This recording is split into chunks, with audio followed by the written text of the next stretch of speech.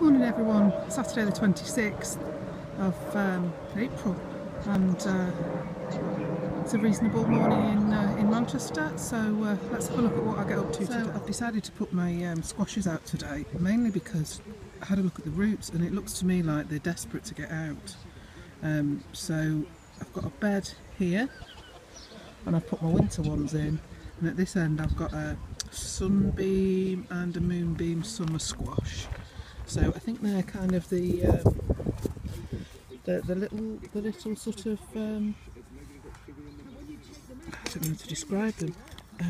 Almost like a little frisbee kind of shape. So sorry, I'm looking pathetic when I'm putting this in, but as you know, it's hard to do it with one hand. So I'm going to put the cover back over again tonight. But I've checked for the last sort of week and it doesn't seem to have gone below about -2 outside, and in the polytunnel, sorry, not -2, +2, and in the polytunnel it's not gone below +8.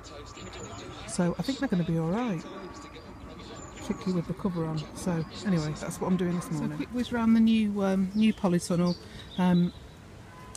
John built his own tunnel, and I just was wanting to say to him that he's done the right thing, because I think he said he was 6'8" or something.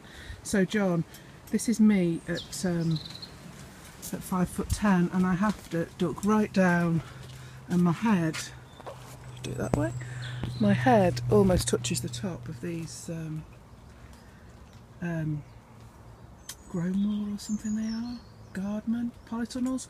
So you really did do the right thing, and your homemade tunnel is fab. So I can just about stand up at the middle ridge, but if I go too close to the edge then I'm ducking down. So really I'm not convinced that if I had a sort of workbench in here that it'd be enough space for me, or even enough space for things to grow. Because if I had a bench at this sort of height, then it would only give the plants a sort of a foot to grow in. Anyway, the reason I've come in here as well is to tell Amy the types of aubergines that I'm growing. So this one is called Kaberi, K-A-B-E-R-I. Then I've got a Farmer's Long. I think I've shown you these tags before. I use a pyrographic pen. That's Bonica. Actually, I think that one might be a white one. I have to look that up. And I can't read that. Balundi. There you go. They're my aubergines.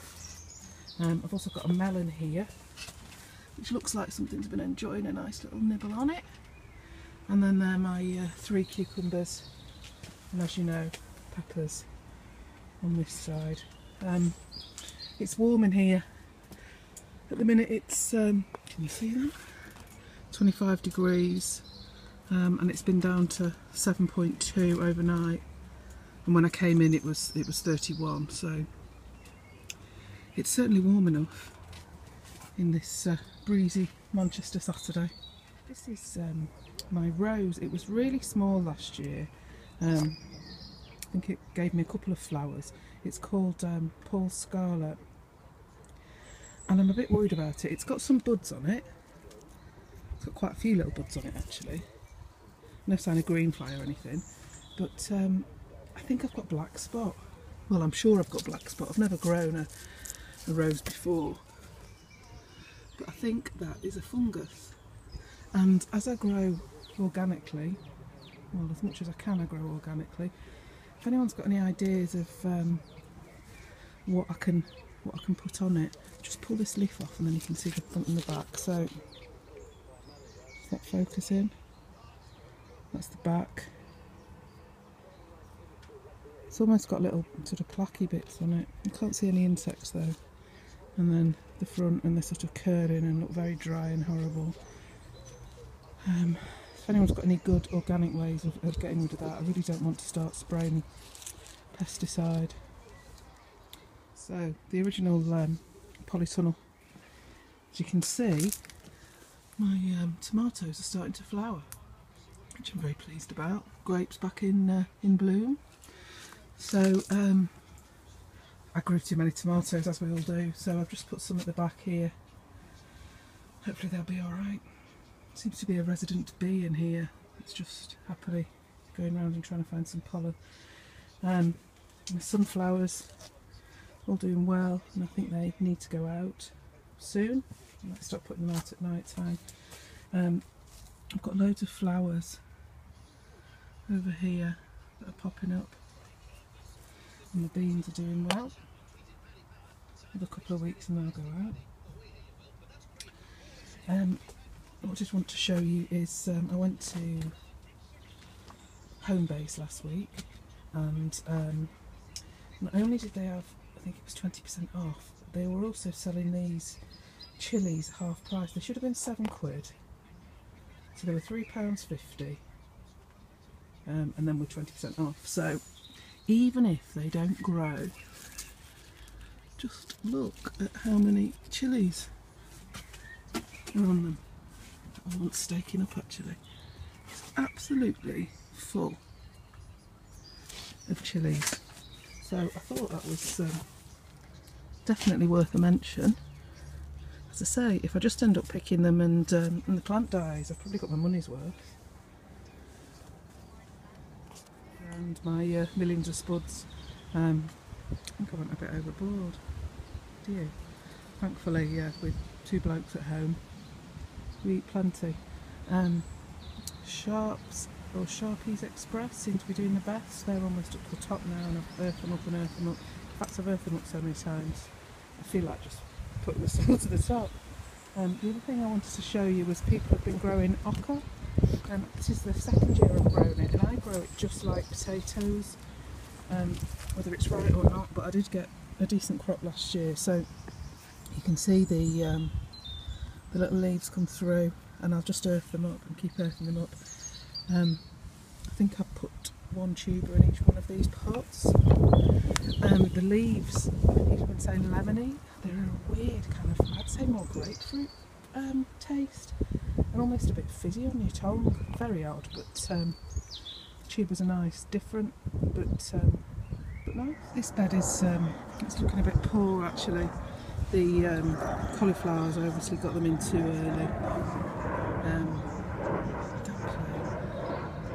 Or you know, maybe it's just slugs, and slugs are going to eat them unless I put a net over them, and I haven't got a net.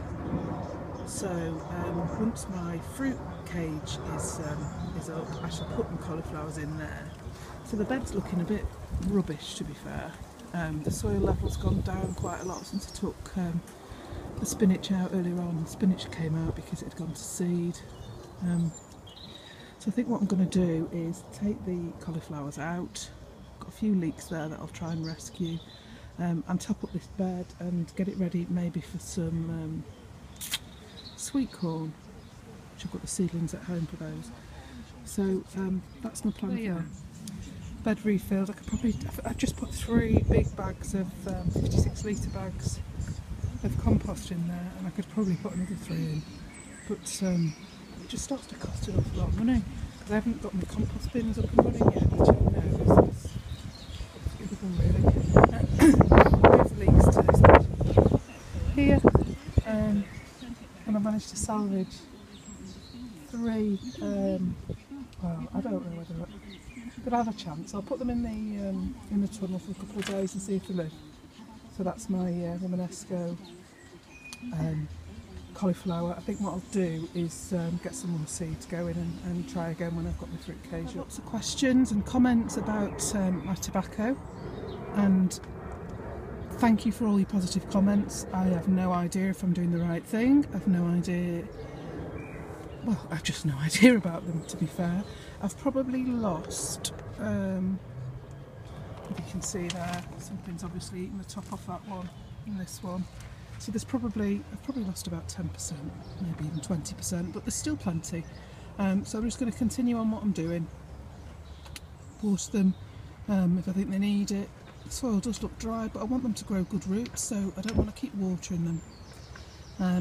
I want them to go and find their own water. So that's where I'm up to. It's they've been in the ground a week and they're probably about 8 weeks old. So that's it for today. It's sunny, so I'm just going to sit here and enjoy the birds singing until the aeroplanes come over, of course. Thank you all for your comments, your suggestions. I'd really appreciate some help with the black spot on the rose, and I look forward to seeing you all soon. Thanks for watching. Bye.